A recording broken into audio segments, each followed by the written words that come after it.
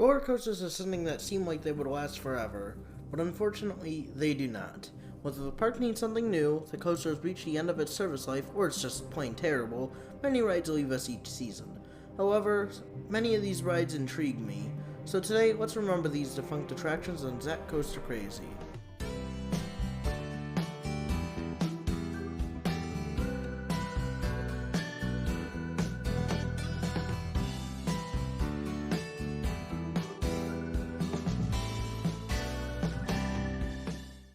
First up, Star Whiner at Miracle Strip Amusement Park. Some of you may be asking, okay, why is this on the list? Well, one, it looked like a really good out and back coaster.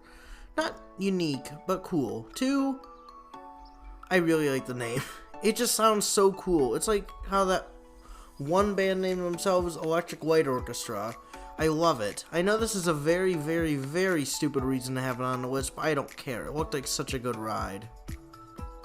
Up next is Orient Express. Now I feel like this ride is a more popular pick.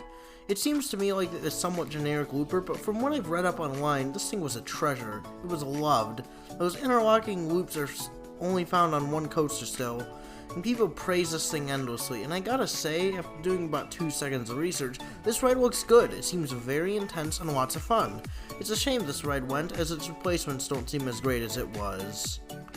Our next stop is the Bat at Kings Island. No, not that Bat, the original Bat. From what I've heard, this thing was wild, and despite having a slow top speed, it looked intense.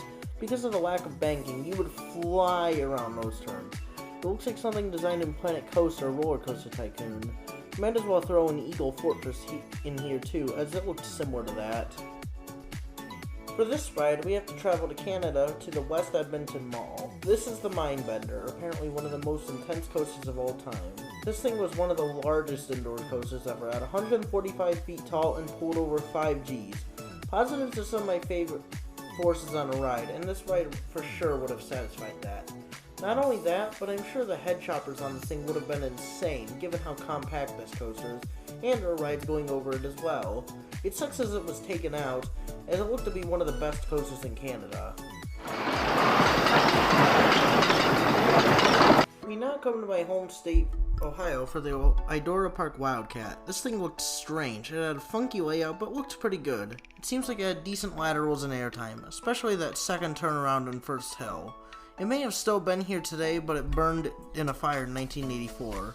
A shame, as this recently has been gaining popularity as a defunct coaster.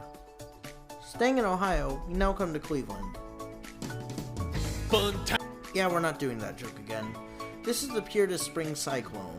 This looks like a mundane out and back wooden coaster, providing good airtime except for the finale. This thing dives into a ravine at the end, and the profile looks insane.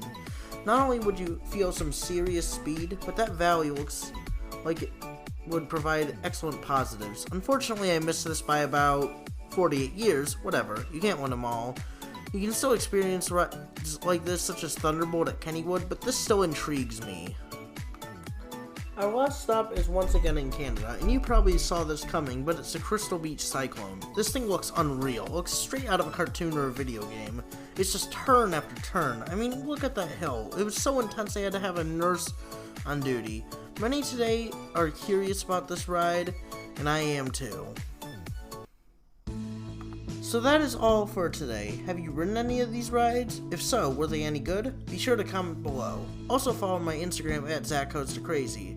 Be sure to also subscribe if you enjoyed my content, and I will see you guys in the next video. Goodbye.